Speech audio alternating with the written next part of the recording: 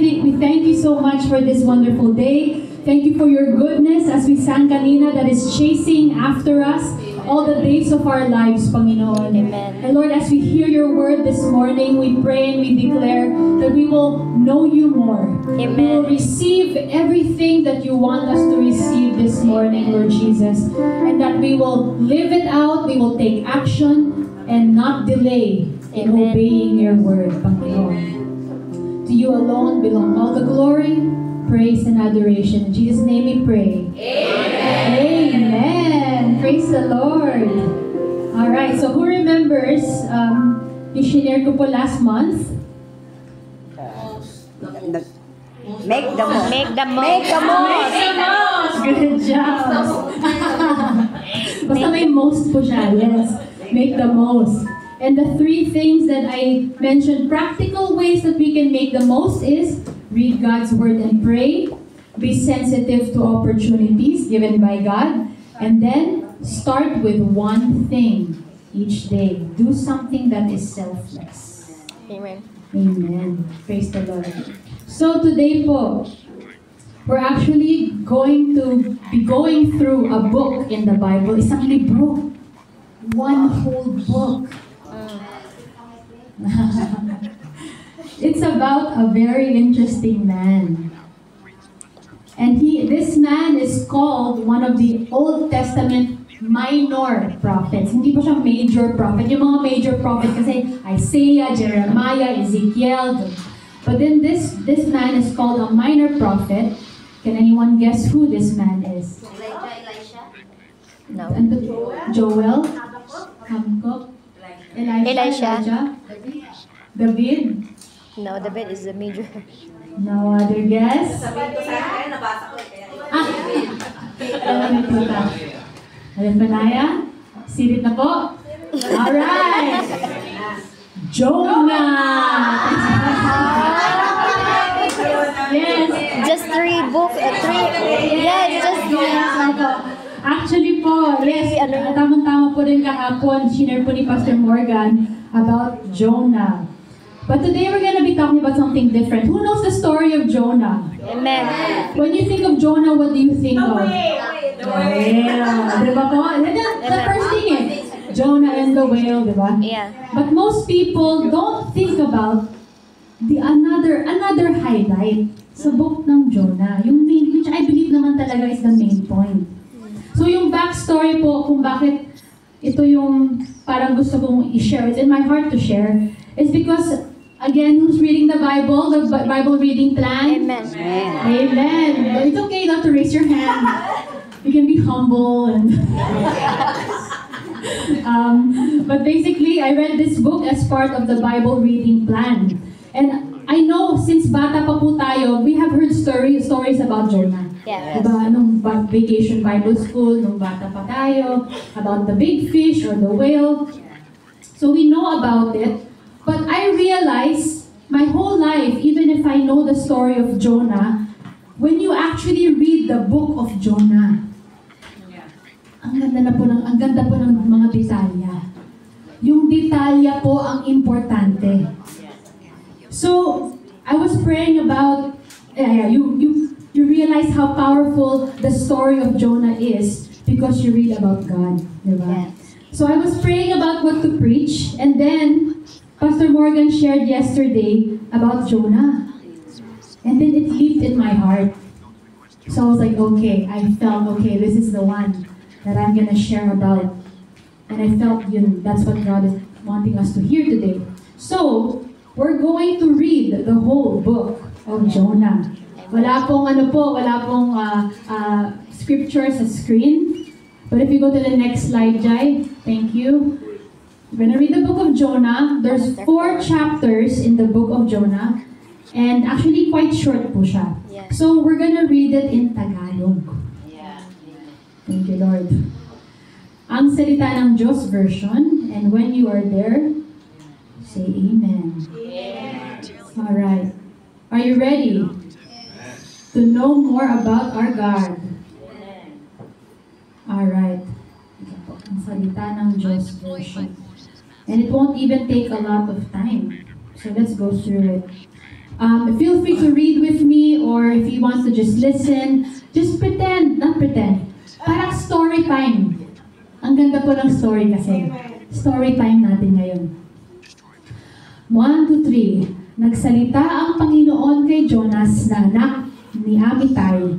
Sinabi niya, pumunta ka sa malaking lungsod ng Nineveh at bigyan mo ng babala ang mga taga roon. Dahil umabot na sa aking kaalaman ang kanilang kasamaan. I'll just pause po there.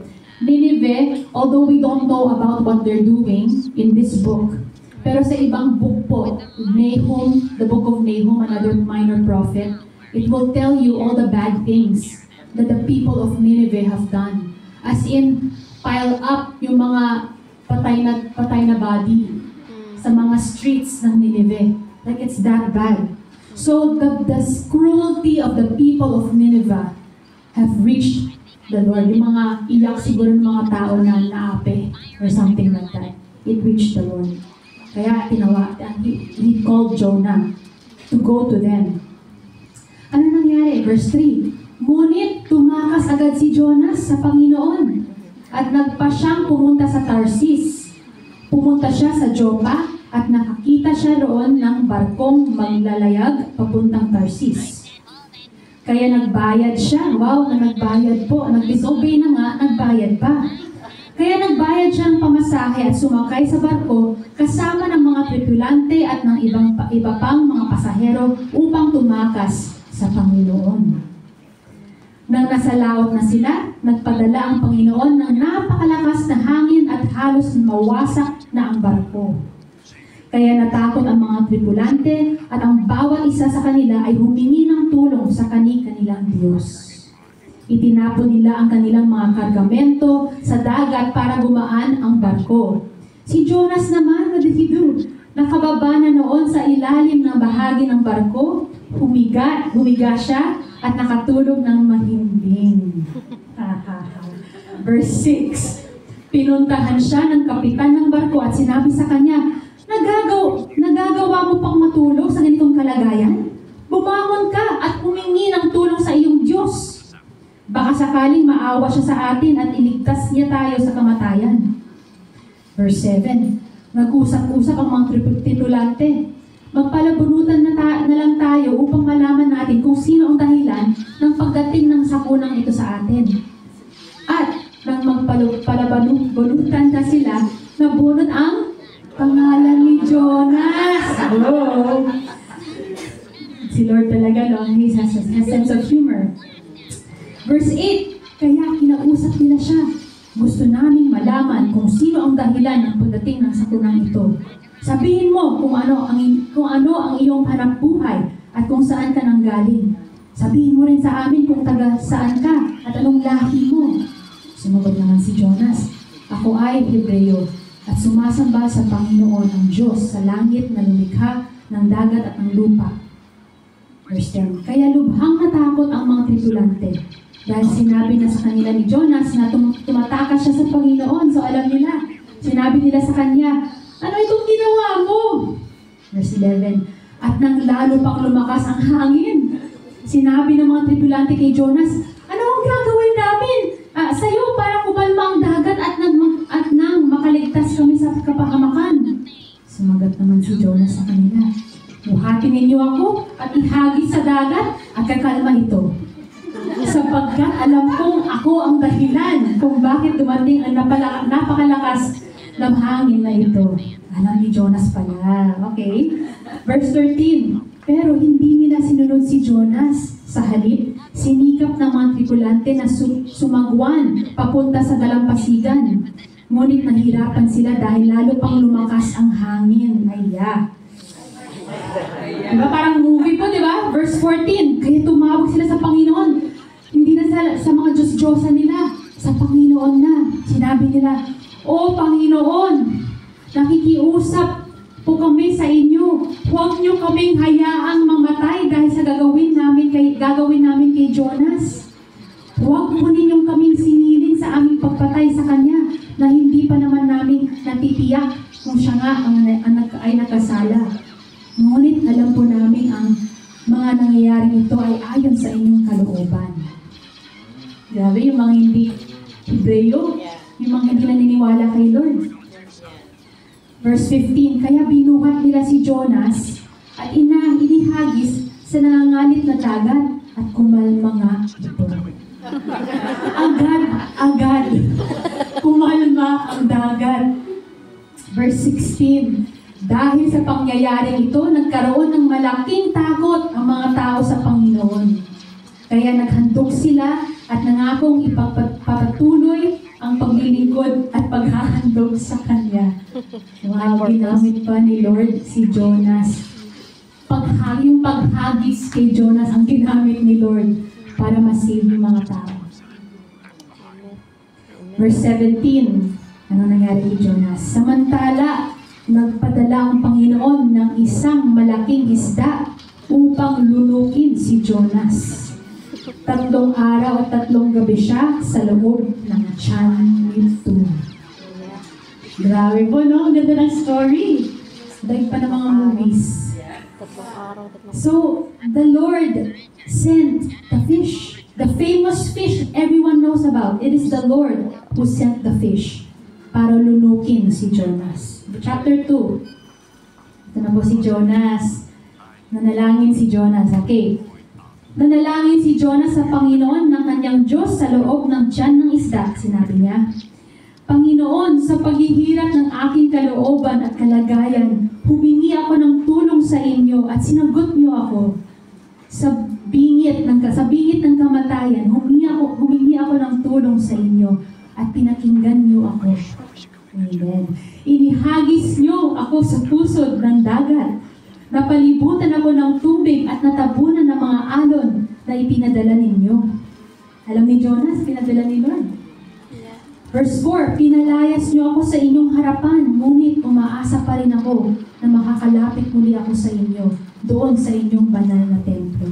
Amen. Verse 5, lumubog po ako sa tubig at halos malunod. Natabunan ako ng tubig at napuluputan ako ang ulo ko ng mga halamang dagat.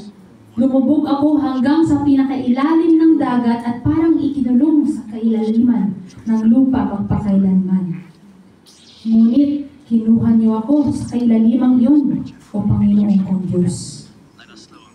Verse 7, nang malapit na akong mamatay, tumawag ako sa inyo, Panginoon, at pinakinggan niyo ang dalangin ko doon sa inyong banal na templo. Ang mga taong sumasamba sa mga walang kwentang Diyos-Diyosan ay hindi na tapat sa inyo.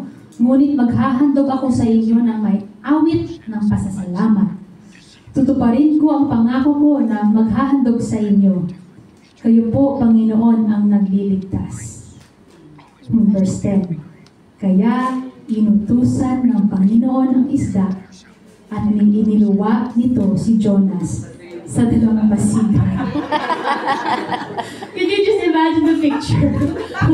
Jonas is inside the whale, or inside the big fish, and he's just like, Lord! Can you imagine the itsura? Siguro yung fish sa loob. Ano ba yung sound ng di ba po?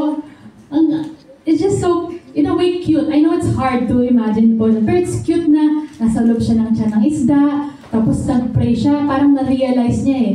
All along, alam ni Jonas na siyang dahilan. All along, alam ni Jonas na si Lord ang nagpadala ng isda, ng bagyo. All along. Kaya alam ni Jonas na dapat siya ang magpakumbaba. Chapter 3. Pumunta si Jonas sa Nineveh. Finally, okay. Verse 1, muling nagsalita ang Panginoon kay Jonas. Sinabi niya, pumunta ka agad sa Nineveh, ang malaking lungsod, at sabihin mo sa mga taga-roon ang ipinasasabi ko sa iyo. Pumunta agad si Jonas sa Nineveh, ayon sa sinabi ng Panginoon. Malaking lungsod ang Nineveh. Aabutin ng 3 araw kung ito ay lalakaran. Wow.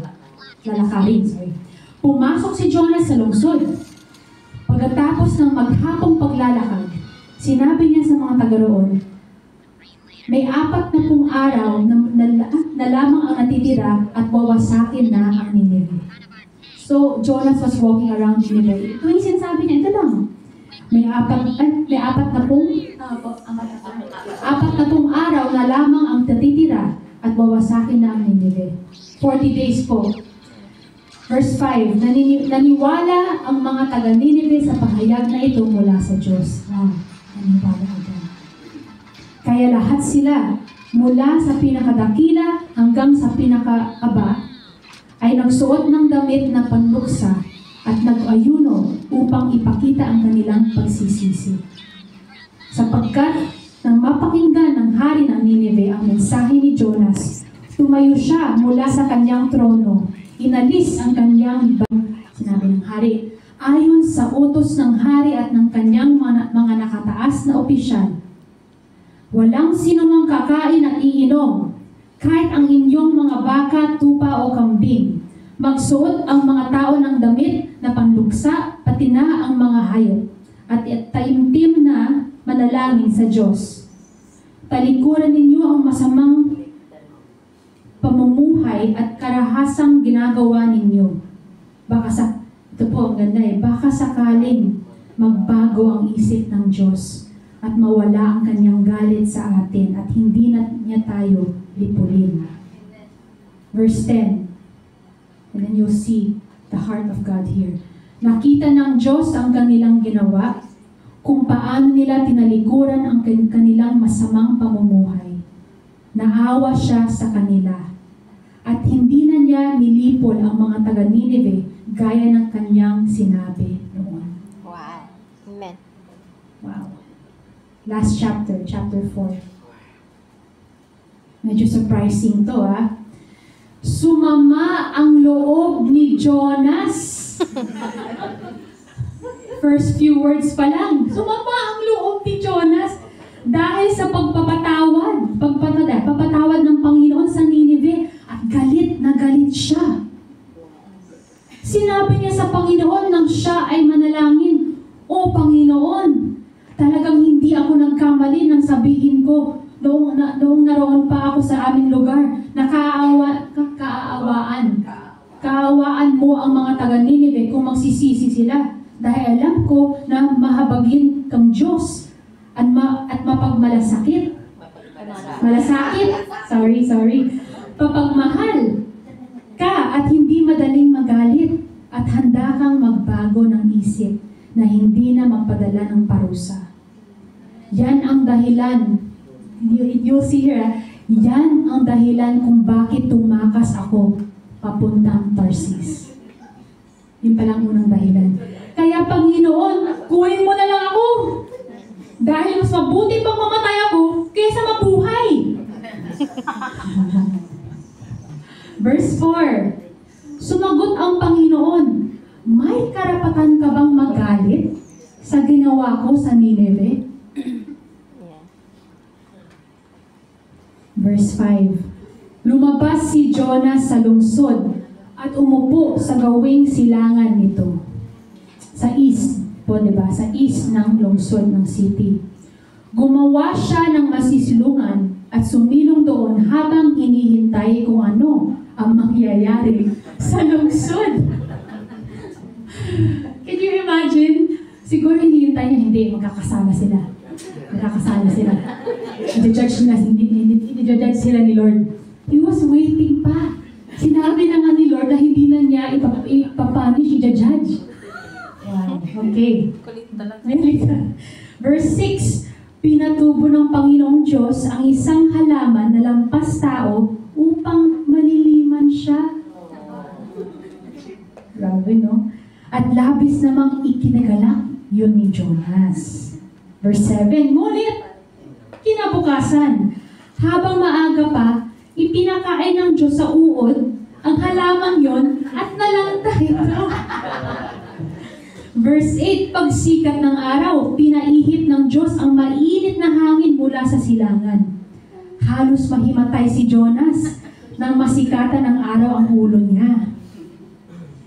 Nais niyang mamatay na lang, kaya sinabi niya, mas mabuti pang mamatay ako kaysa mabuhay.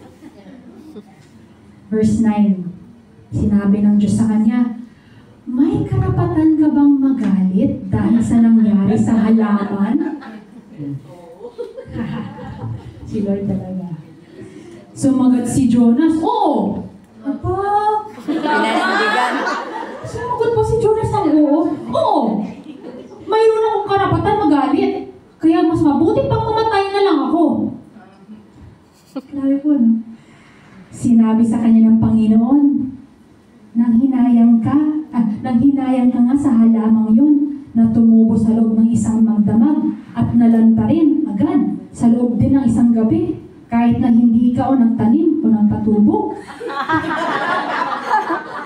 Yun lang.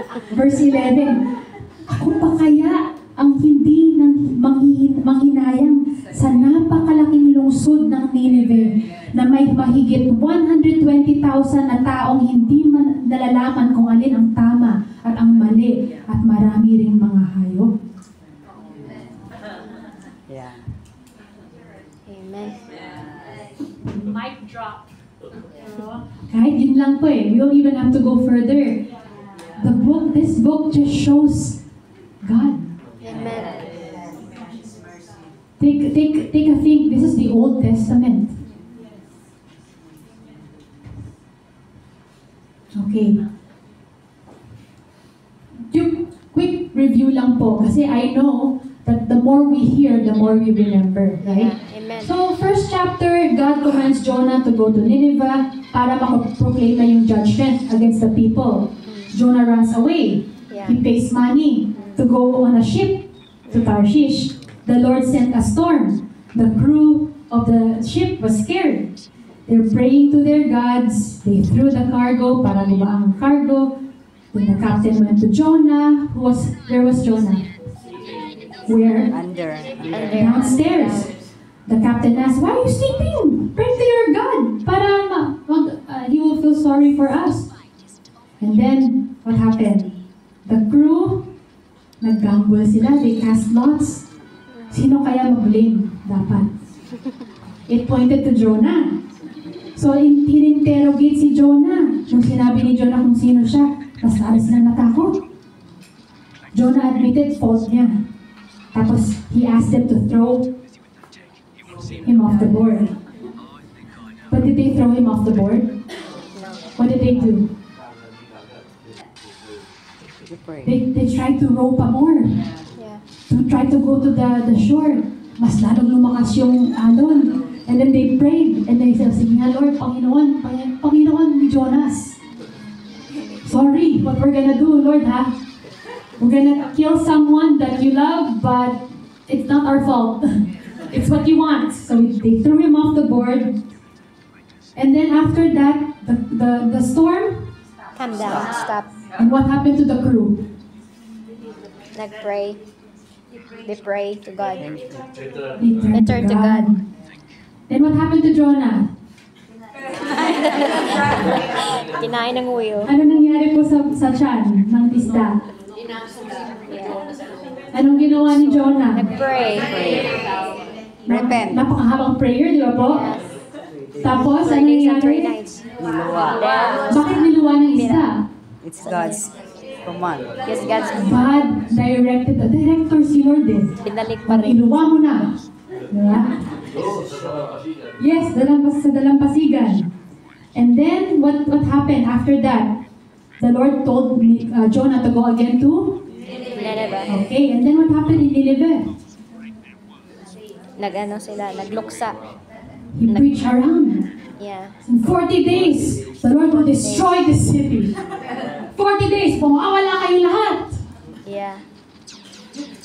What happened? After that, did they nagsisi ba po yung mga tao? Yes. Sino po ang nag-direct na magsisi sila? Yung hari po. Yung hari. He actually has an order for the whole Nineveh. Namuksa baka Because he himself, okay, so, and then after that, what happened? Nagalit si Nagalit si Jonah. Jonah. Anong ginawa ni Jonah? Yeah, he went outside the city, tapos nag-watch siya sa galit niya. Tapos what happened? What did God do? Nalaman para masinungan, nambay talaga ni Lord. Tapos ano mangyari sa halaman? Kinain ng uod, namatay. Namatay yung halaman dahil sa uod. Tapos what happened after that plant died? A wind, a hot wind. So kung nawala na yung maliliman, nawala na yung halaman, the Bible says he almost fainted. Yeah. Ano yung mga sinabi ni Jonah? Nagalit. Gusto niya mamatay. It's better to die than to live. Anong sinabi ni Lord? May karapatan ka ba? Ano? Tapos ano po yung sinabi ni Jonah? Hindi siya nagsinungaling. Hindi siya he's truthful. Si Jonah. Honest.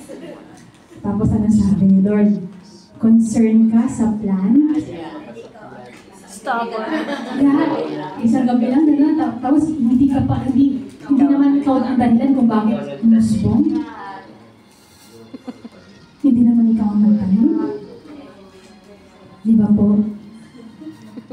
In English, I'm just gonna read it, not the whole thing, just the last few verses. Sabi dito, God said to Jonah, then God sent the hot wind, the sun was so hot, heavy, Jonah was starting to faint, and then Jonah cried out, I'm better off dead than alive. And then God said to Jonah, are you right to be so angry about the plant that gave you shade? Sabi ni Jonah, I have every right to be angry. And I'm so angry I want to die. That's what the English version says. And then there's a side note po eh. Jonah was so mad dahil nawala yung shade. He was so mad that nawala yung shade, pero wala siyang concern sa mga tao na dapat nawala. Amen. Do you want God to have mercy on the people who don't believe in Jesus? Of course. God spared Jonah's life, di ba po? God spared the crew sa ship. And God spared the lives of the people of Nineveh. Kaya sa verse 10, sabi ni Lord, you are concerned with the plant which you did not plant. And you did not do anything, Jonah, to make it grow. It grew one night and then died the next night. If you're concerned about that plant, Jonah, should I, as God, not have concern about the big city of Nineveh, where there are more than 120,000 people who cannot tell their right hand? Ito pa yung literal, yung sa Tagalog, yung sinabi na 120,000 hindi alam ang salita ng Panginoon. Sa English version naman, 120,000 people who cannot tell their right hand from their left. You know what that means? Yeah. Children. Babies. So there are 120,000 babies in Nineveh. I think there are millions of people in Nineveh. But yung babies, 120,000 kasi sa English, who do not know how to tell their right hand from their left. So God was telling Jonah, you care about that plant. How much more can I care about the 120,000 children in Nineveh who don't even know their right from their left? Indeed, there could have been millions of people living in Nineveh. And you notice po no, sa book ng Jonah, yung ending po, it's not about what happened to Jonah. Yeah. It ended with God's question. It ended with God showing His mercy, showing His compassion on a very wicked city na nagrepent.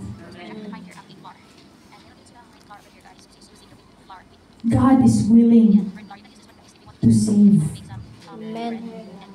if you are willing to repent. Amen. So there's many things to learn actually from this story. Many, many things. When you search online, there's like 10 lessons to learn from John, 7 studies to learn, 5. There's so many things to learn. For example, yesterday po, yung share po ni Pastor Morgan, si Daddy po, the fish, the plant, yung title po is The Appointed. appointed. Because po lahat ng word na ginamit sa fish, sa plant, sa halaman, sa uod, sa hangin, yung ginamit pong word doon is appointed by God. Tinakda. Ang hinirang ng Diyos. So, one thing to learn is the fish, the plant, the worm, the wind were all appointed by God to minister to Jonah. Ang isda, halaman, uod, hangin, lahat ay hinirang ng Diyos upang maglingkod kay Jonah. Amen. Minister, right? Maglingkod. Can it also use maglingkod? Pwede po, di ba? It can serve Jonah. Yung isda, yung halaman, yung uod, yung hangin. It literally served Jonah. So one lesson here is, may mga halaman ba tayo? May mga uod ba tayo? Mga hangin sa buhay natin? Isda sa buhay natin na pwedeng maglingkod sa atin. Na hindi natin namamalayan. Para gamitin sa pag-grow natin. Yeah. Amen. Pero yung attitude kasi ni Jonah medyo Parang tayo. stubborn, matigas ang ulo, selfish, mayabang. Di ba po? Pero if we just see that these things na pinadala ni Lord, kasi it's very clear eh, at sinabi ni Lord, at dinirekta ni Lord yung isda. Di ba po? Clear na clear eh. But these things God used to talk to Jonah, to chase Jonah. Amen. Your goodness is running out. Amen. Ano po? But let this be a bagong pananaw. Na lahat ng mga dinadaanan natin, pinagdadaanan natin sa buhay, ay hindi pala problema. To grow. To grow. To draw closer to God. Yeah. To grow. Hindi pala problema. Ministro pala ni Lord. Minister us to grow. To make us know God more. Amen. To make us see Him and not the problem. Amen. Kasi alam na ni Lord po lahat eh. Pero si Lord alam na yung ending. Kung alam na ni Lord yung ending, at hindi siya nababahala, bakit tayo nababahala? Amen. Kasi hindi tayo nakaupo katabi ni Lord. Nasa problema tayo busy. Nag-aalala.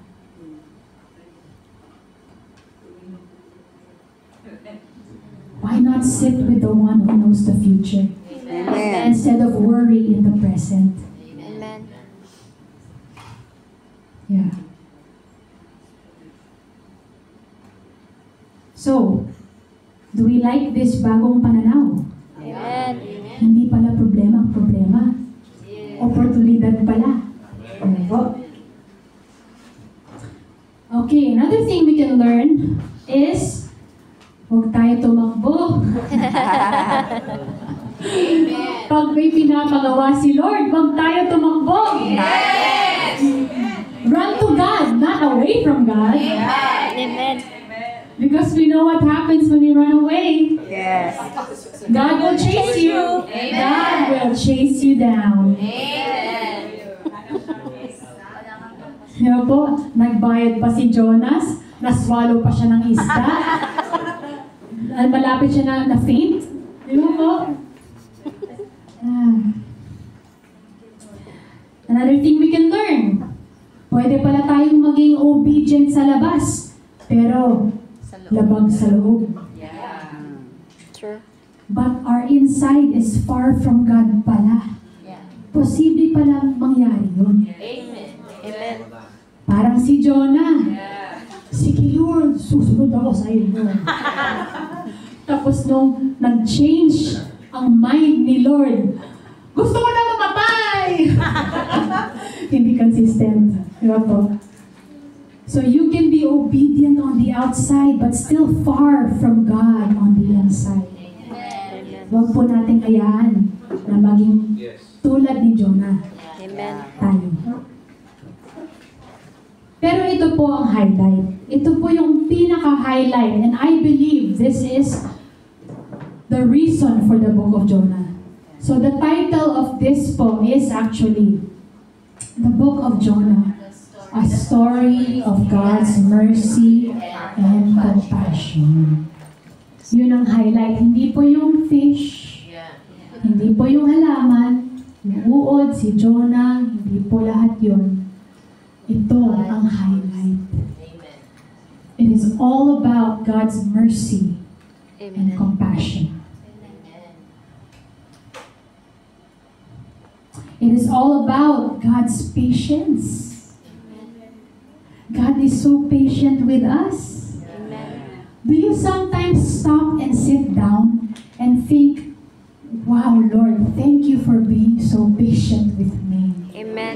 Do you sometimes just, parang ano lang, just like, muni-muni. Lord, you're so good, but I don't believe you all the time. Yeah. True. Lord, you're so good, but why do I still worry? But you still call me out of the water. You still call me out of the problem, out of anxiety, out of depression. When I call your name. Amen. Di ba po? I want to thank you, Lord, for being so patient with me. Amen. Thank you, Lord. Can you imagine God's patience with Jonah? Tapos yung calm ni Lord habang no! Ayoko! Gusto ko na mamatay! Tapos sabi ni Lord, Jonah, may karapatan ka ba? Grabe na yung compassion ni Lord, yung patience ni Lord. No? Amen. Understanding ni Lord. So, kung ito po yung highlight, God's mercy and compassion, I think now the question for us is, how much do you know God's mercy and compassion? How much do you know God's patience? Because so many times we talk about our patience. Lord, give me patience. But the most patient one is already in you. So it's not about God giving you patience. It's about you being in Christ and Him being patient through you. Amen. It's not your patience anymore, mga kapatid. It's the patience of the Lord. Amen. Because love is patient. Who is love? God. Yeah. Love is patient, kind, not proud. It doesn't envy. All that, it's God. So if you know God's patience, you will be patient.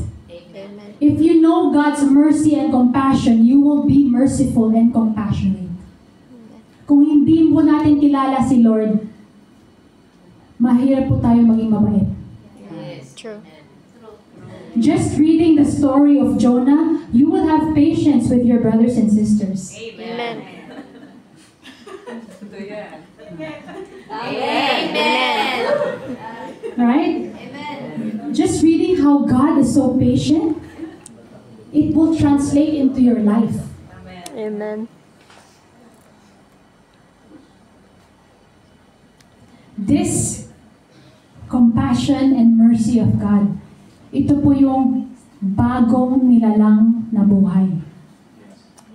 The new creation life, the new man. Who in here is a new creation? Amen. Can you raise your hand proudly? Amen. Say, I am a new creation. I am not like Jonah. Exactly. Because Jonah is in the old creation. Diba so many people, ay parang talaga ako si Jonah. No! Don't identify with Jonah. He's just an example Amen. of the old life. Amen. Oh. Di ba po? Yung action niya, example po ng old life. proud, pagka-rebellious, pagka-selfish. Di ba po? It's all the old. I am not sharing this story to say, di ba parang tayo si Jonah? No. I am sharing this story to remind you that this is not who you are. Amen. This is not who you are. You are not rebellious. Amen. You are not selfish. Amen. In fact, you are like God here in this story. You are compassionate, full of mercy to people in Nineveh who didn't deserve mercy at all. God was merciful. Can you think of people in your life right now that don't deserve mercy? It doesn't have to be people in your family. It can be people in the world. There's no one that doesn't deserve mercy. Everyone deserves mercy. Everyone deserves the mercy and grace of God. Amen. You know why? Because He's God. He is love. Actually, to be honest, if we look at it sa pananaw ng mundo, walang deserving eh. Yeah. Walang deserving sa habag at biyaya ni Lord. Yeah. Amen. Pero dahil merciful si Lord, dahil grace, and dahil compassionate si Lord, He still showed and gave His mercy by dying on the cross for us. Kaya if there is someone in your life or in the world that you think, when you read the news, pag may na sentence for life, dahil may ginawang masama, buti nga sa kanya. Ay, dapat matuto siya. Dapat matuto siya eh. Natural, it's natural. But God loves this person too.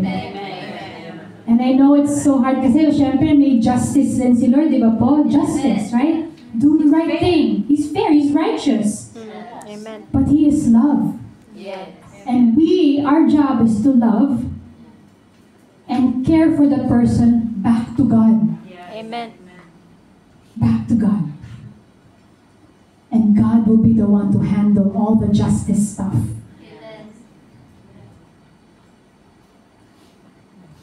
So just a reminder po that the story of Jonah is about God's mercy and compassion. And that we can be merciful and compassionate like our Lord God. Because He is inside of us. Amen. So, that's why we're not the type na mag-run away. Amen? Amen. We're not the type na, that we obedient tayo sa labas, pero hindi sa loob. Hindi po tayo ganun. Amen. Buong puso natin ginagawa. Amen. Para kay Lord. Amen. Kasi mahal natin siya. Amen. Amen. Praise the Lord. Kaya, thank you, Lord, for the story of Jonah. Thank you so much, Lord, for this wonderful morning that we heard your story about your prophet Jonah. And we thank you that we can learn so much from this man. But Amen. even more, Lord, we thank you that we can learn about your compassion and your mercy. Lord, thank you for reminding us that this is who we are. Amen. We are your people who are compassionate and merciful and who love to show it because we are the light of the world. Amen. With you shining your light through us, God. We give you thanks, we give you praise. In Jesus' name we pray. Amen.